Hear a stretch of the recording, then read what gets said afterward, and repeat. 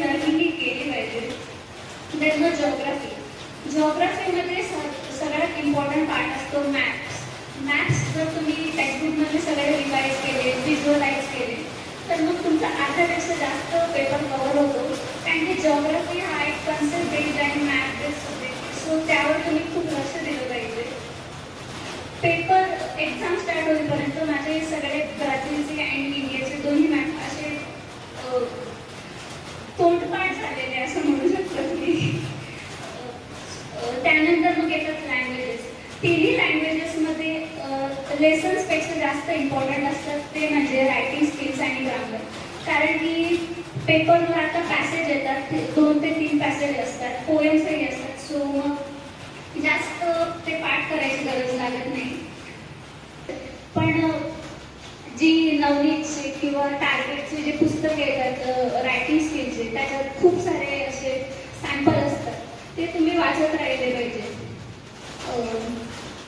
Then मग येतो ग्रामरचा part. ग्रामरसाठी तुम्ही खूप प्रॅक्टिस केली पाहिजे. जे पुस्तकं येतात त्यांच्यातून क्वेश्चन बघून तुम्ही प्रॅक्टिस करा. रायटिंग स्किल्ससाठी तुम्ही जे जुना क्वेश्चन पेपरमध्ये जे 2019 पासूनचे जे क्वेश्चन पेपर आहेत बोर्डाचे, त्यातले जे रिपीट होतात टॉपिक्स, त्यांच्यावर तुम्ही पॉईंट्स काढले पाहिजे आणि मग त्यांच्यावर तुम्ही लिहिलं पाहिजे. त्यानंतर मग कोणतीही एक्झाम क्रॅक करण्यासाठी किंवा ते चांगलं स्कोअर करण्यासाठी जो इम्पॉर्टंट पार्ट असतो तो असतो पेपर सॉल्विंग. तुम्ही जे बोर्डाचे पेपर आहेत 2019-20 पासून ते तुम्ही सॉल्व करून पहा. कारण की बोर्डामध्ये बरेचसे क्वेश्चन रिपीट होतात. बोर्डाचे क्वेश्चन पेपर जरी तुम्ही केले तरी तुम्हाला खूप चांगला स्कोअर मिळू शकतो. तर मग जो तुमचा सिलेबस जो असतो 10th चा, तो तुम्ही डिसेंबरमध्ये संपवायलाच पाहिजे आणि मग तेव्हा तुम्हाला 2 महिने रिव्हिजनसाठी मिळतात. माझा सप्टेंबरमध्येच झालेला सिलेबस, सो मग मला जास्त वेळ मिळाला. मी ट्युशनमध्ये 4 आणि स्कूलमध्ये 2 अशा 6 प्रिलियम दिला आणि वीकली टेस्ट देत राहिली. सो मग माझा बोर्डाचा जो पेपर पॅटर्न आहे तो खूप असा तोंडपाठ झाला आणि तो खूप ओळखीचा झाला. सो तुम्ही पण असे क्वेश्चन पेपर सॉल्विंग केली पाहिजे. त्यामधून तुम्हाला जे डाऊट्स येतात त्यावर ते तुम्ही शिक्षकांना विचारले पाहिजे. तुम्हाला ज्या अडचणी येतात त्या तुम्ही स्वतःहून पण सॉल्व केल्या पाहिजे. त्या टॉपिक्सवर तुम्ही जास्त लक्ष दिलं पाहिजे. 10th सिलेबस स्टार्टिंगला खूप वाटतो कारण की 10th सगळ्यांनी चॅप्टर्सला पूर्ण पुस्तक येतो, पण आपल्याला 9th पर्यंत सवय असते की एका एक्झामला अभ्यास करायचा, पुढच्या एक्झामला विसरून जायचं. असं 10th चालत नाही. सो मग तुम्ही सुरुवातीपासूनच अभ्यास केला पाहिजे. कन्सिस्टन्सी इज द की असं म्हणतात, ते बरोबर आहे. तुम्ही सुरुवातीपासूनच अभ्यास केला पाहिजे. दिवसाला 2 तास 3 तास तुम्हाला जेवढं जमेल तेवढी छोटी स्टार्टिंग करा.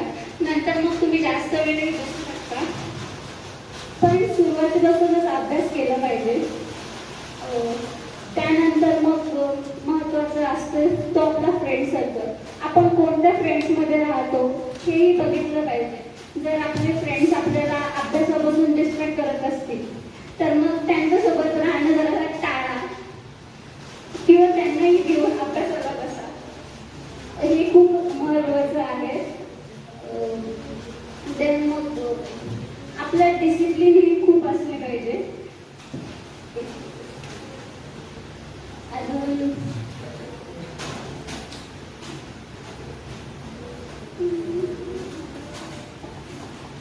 सतत तुम्ही अभ्यासच करत राहा असं मी म्हणत नाही. पुस्तकी किडा होण्याची गरज नसते.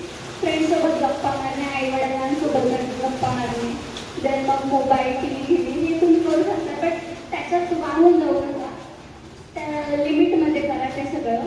आणि ॲज अ स्टुडंट तुम्ही स्वतःला सोशल मीडिया, इंस्टाग्राम, स्नॅपचॅट त्यापासून लांब ठेवलं पाहिजे. कारण की ते आपल्याला अभ्यासापासून खूप लांब घेऊन जातात. मोबाईलपासून तुम्ही दूरच राहिले पाहिजे. असं पण नाही, कारण की मोबाईलमध्ये बऱ्याचशा गोष्टी उपयोगाच्याही असतात. एज्युकेशनल व्हिडिओज, त्यामधून क्वेश्चन पेपर्स, आन्सर्स ते तुम्ही मोबाईलमध्ये बघू शकता. मोबाईलचा वापर हा तुम्ही चांगलाच केला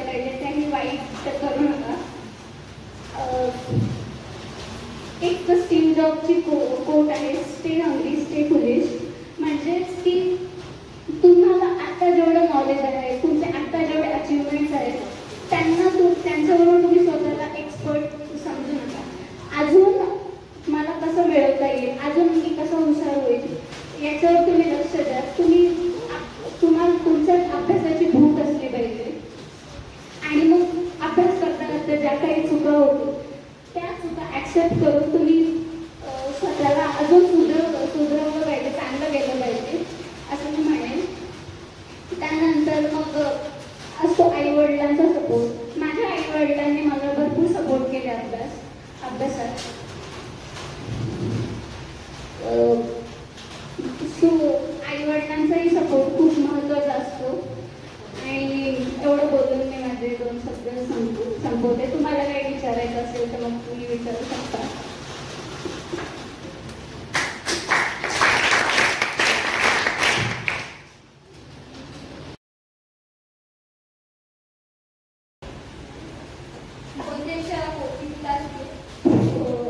असं कोणत्या विषयाला किती तास द्यायचे हे स्वतः ठरवलं पाहिजे. कारण की मला जे सोपे सब्जेक्ट असतात त्यांना मी कमी वेळ दिला, पण तेच तुम्हाला कठीण जाऊ शकतं. परंतु तुम्ही मॅथ्सला जास्त वेळ दिलं पाहिजे, सायन्सला जास्त वेळ दिलं पाहिजे, लँग्वेजेसला कमी दिलं तरी चालतो, आणि सोशल सायन्सच्या लर्निंगला तुम्ही वेळ दिला पाहिजे. टाइम टेबल असं माझं टाइम टेबल नव्हतं, कारण की मी सकाळी 7ला शाळेत जायची आणि 1:30ला यायची. त्यानंतर मला लगेच 3 ते 4 तास क्लास असायचा. त्यानंतर मग मी घरी आल्यावर एखाद दुसरा तास होमवर्क करायचे आणि मग 1-2 तास सेल्फ स्टडी असं.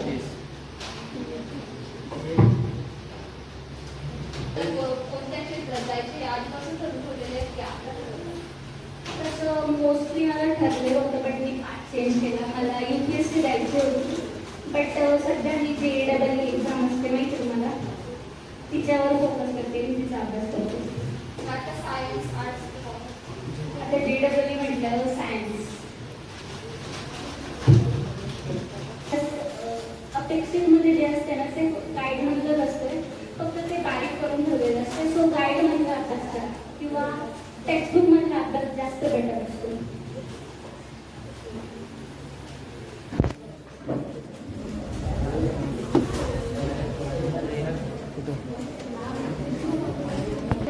जे स्कूलमध्ये शिकवतात ते घरी येऊन रिवाइज करणे, त्यावर जे क्वेश्चन्स असतील ते सॉल्व्ह करणे, त्यावर तरी भरपूर होतं. पण जर शाळेतला अभ्यास असतो त्याच्यात वेळ नाही आता तुमची स्कूल किती तास असते? 9:30 तास. एखाद तास तरी तुम्हाला भेटूच शकतो. तेवढा जरी तुम्ही मनापासून केलं तरी खूप होतं.